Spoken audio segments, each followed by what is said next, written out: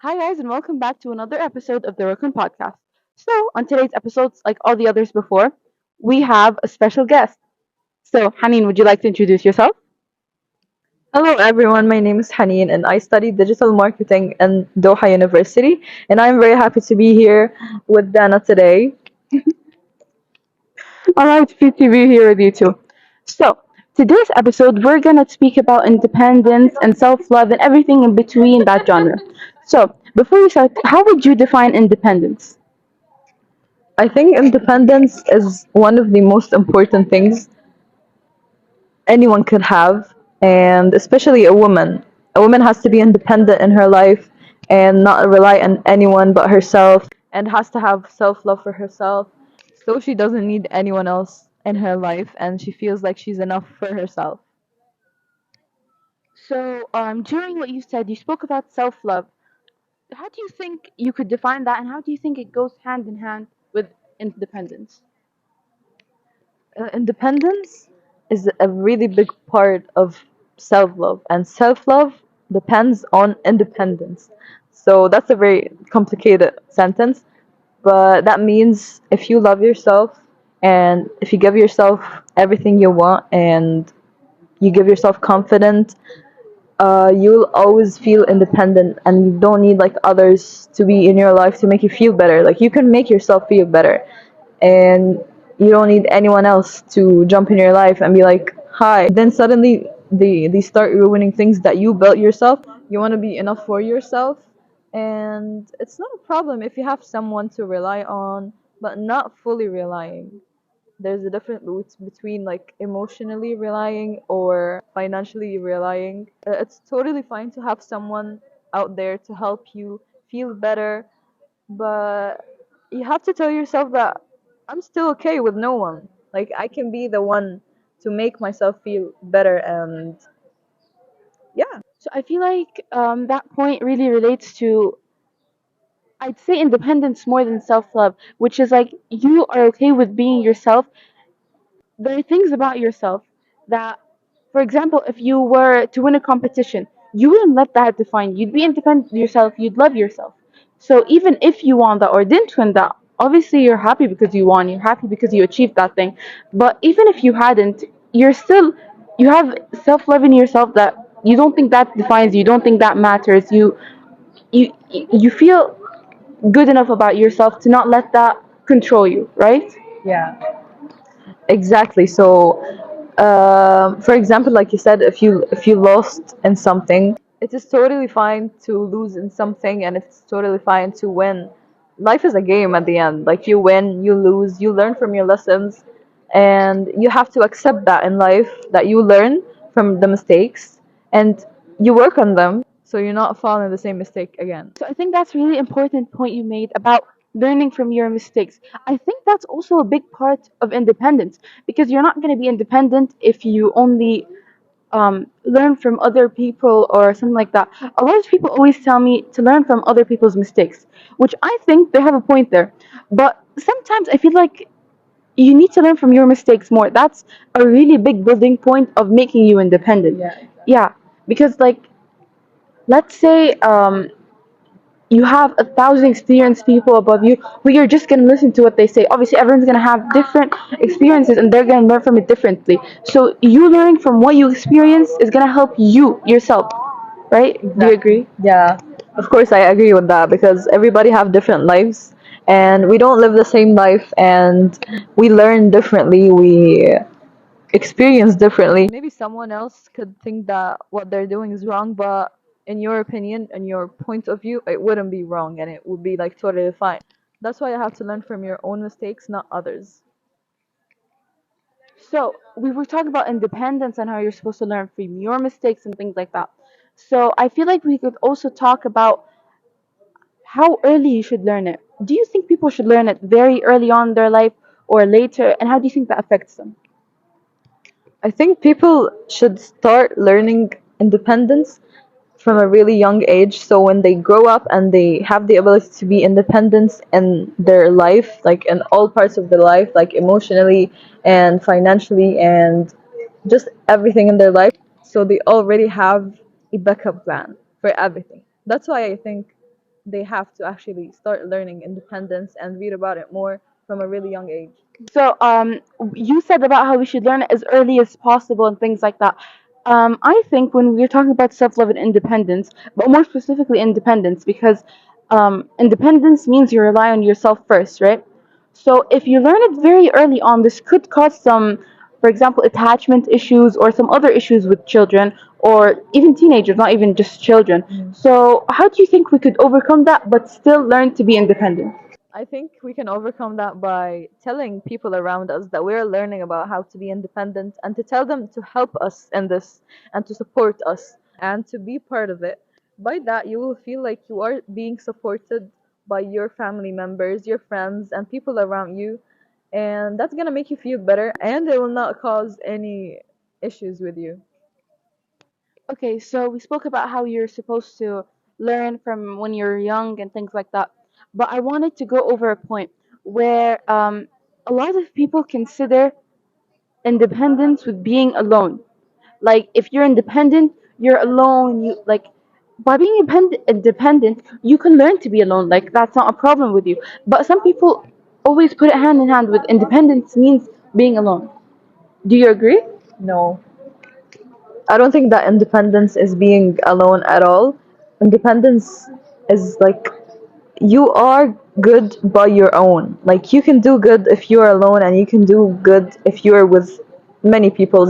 You can affect those people with good points, with good advices in their life, and you can also affect yourself with good things and bad things. But you can overcome these bad things if you believe in yourself and if you know that you can actually like overcome these things. Some people always use an excuse to not being independent where they say you always need someone to rely on. They've always taught us since we were kids you need someone, you need a friend, mother, parent. Now, I do not mean in any way that you shouldn't rely on your parents, your friends, whatever. But I feel like the main person you should rely on is yourself. You shouldn't tell anyone all your problems for them to help you. I feel like you need to keep it to yourself, even if it's someone really, really close to you, or your best friend or whatever. You have to be your own person. I feel like usually people who have best friends since they're kids, they usually like you feel like they become the same person at one point. Yeah. Yeah, they tell each other everything. They're always together, and I feel like that really takes away independence from them. When they're adults, they're gonna have to go their separate ways. Like, what are they gonna do at that point? I don't really think that's an obstacle. Like, I think when they share everything with each other, they can help each other for being independent because at the end, everyone is different from each other. And these two friends has two different personalities, but they get along with each other. So maybe they can help each other by being independent and advise each other and improve themselves in a lot of fields in life. And I think that's a really good thing actually, like sharing with friends but still being independent. That's a really good thing to you and to your friends so they don't like think, oh, she don't want to talk to us or anything. No, it's very nice to have friends and close friends and talk to your family about it, but they still know that you are good alone. Like no one can affect you and you will do very good by your own, and you don't actually like need someone to the point that you can't live without them. But my point goes to the people you were referring to, the people who can't live without these people, or not like they can't live without them, but they feel empty without them, or their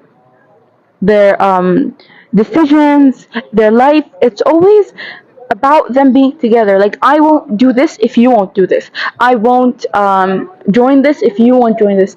They often start taking from each other to the point where this person can't be by themselves. Like if the other person doesn't reply to them, they don't know what to do with themselves. They can't sit alone with their own peace. They need this other person. They feel like they come together. So I feel like that really takes away from a person's independence. Okay, so I think that having really close friends that you tell them everything and all the details in your life is a really good thing.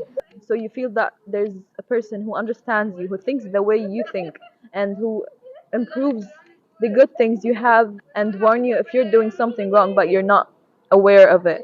So I have a really close friend, two friends actually, and I tell them everything.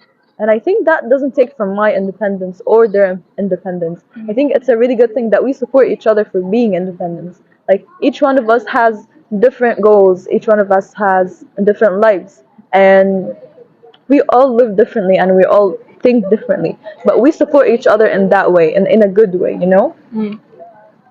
So I think friendships like what you're referring to, yeah, those are positive fully, but you know the ones I'm referring to, Yeah, yeah? yeah. As someone, me personally, I don't feel like I'm the type of person to tell someone everything. Like I don't have a certain friend who knows everything. I go to them to tell them everything first because I don't know if that really goes down to my personality or if that's how I view independence. But I feel like me personally, I'd rather keep these things to myself because I don't like other people affecting the decisions I make. So for you, maybe your friends didn't really affect the decision you make because you're independent, you're by yourself.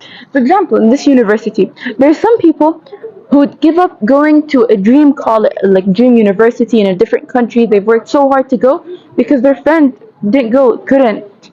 So how could these people, after this long amount of time of being this co-independent to someone, how do you think they could live their own life? Well, I think these kind of people who rely this much on other people won't get success in their lives that much, because what if that person is living her or his dream life and you are not, because you're attached to them? And I think this kind of attachment is toxic and it's not good for your mental health or for you as a person, for you as a human. And I think if you worked really hard to achieve something and you didn't achieve it because of that person didn't achieve it, then you have to sit with yourself. You have to talk to yourself. Am I doing the right thing for myself? Am I following my dreams? Am I doing what I worked for? Is this what I deserve? So you have to actually like sit with yourself and talk to yourself, because talking to yourself is very effective in a certain way. And I support that. I do that a lot of times and it helps me, and I recommend it.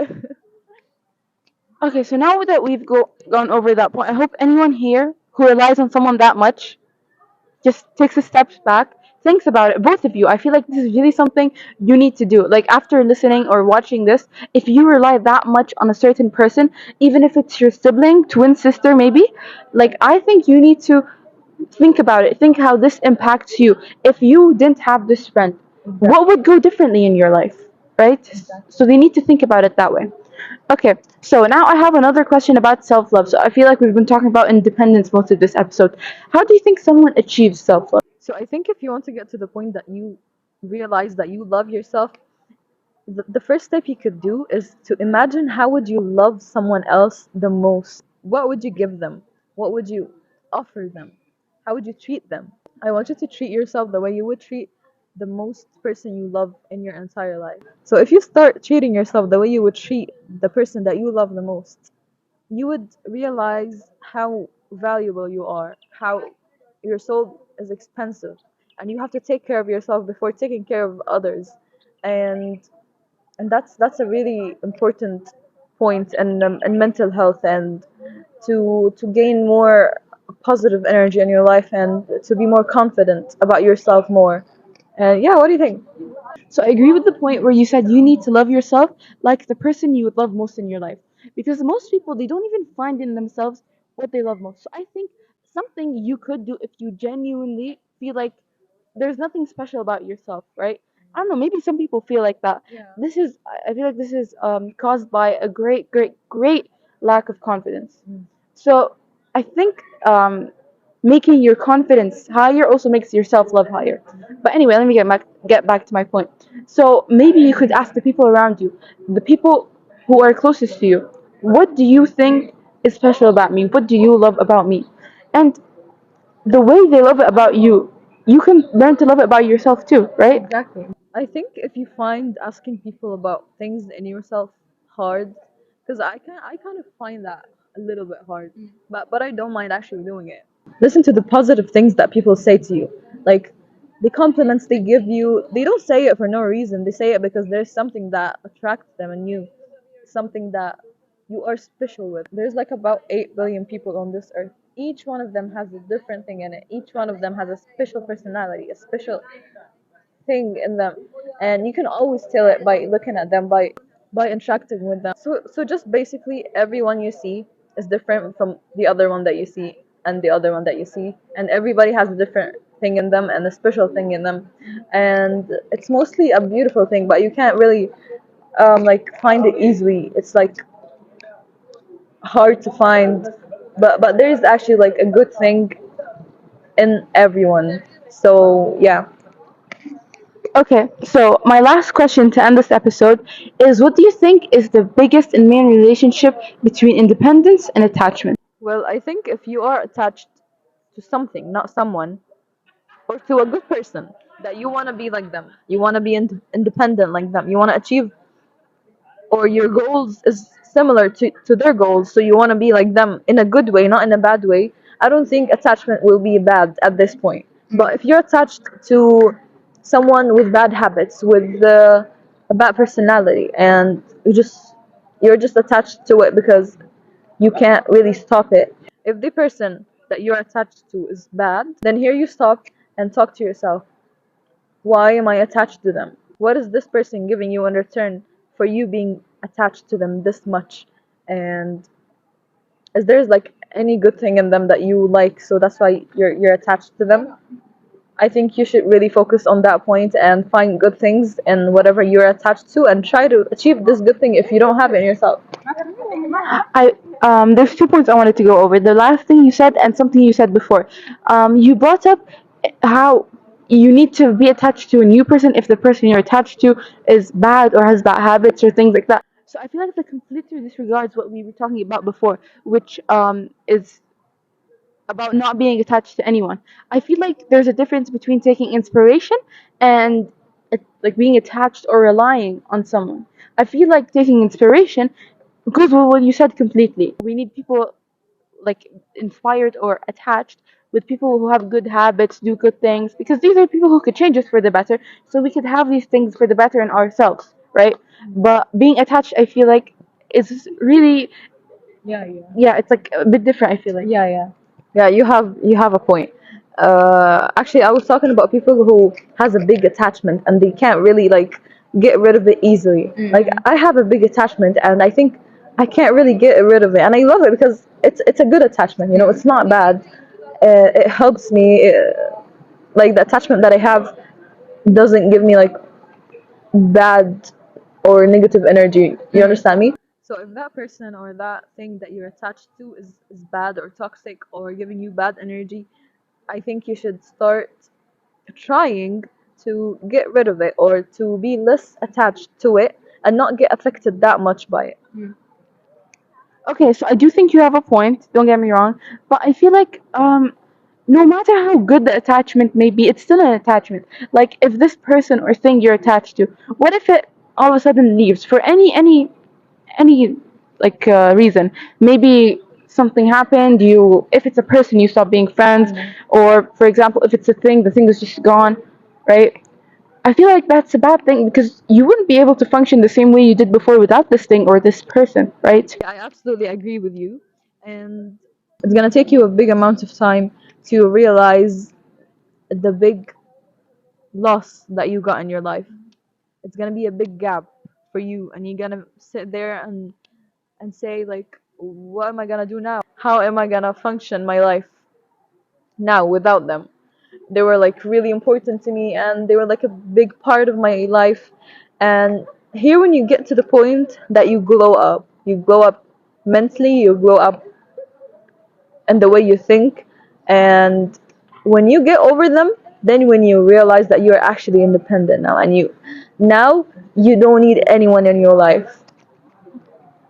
Okay, so I think we went over the most points people tend to ask or think of when they want to speak about this topic. Now, my final and closing things I want to say before we end this is, from all we've heard, if anyone here decides to think that what we're saying is don't have friends or don't have relationships or anything like that, that's completely not the point here. What we're trying to tell you is don't get attached. Have friends, have good relationships with people, keep people around you. That's completely healthy and completely normal, and it's good. We're not telling you to stop that at all. What we're telling you is to stop these attachments.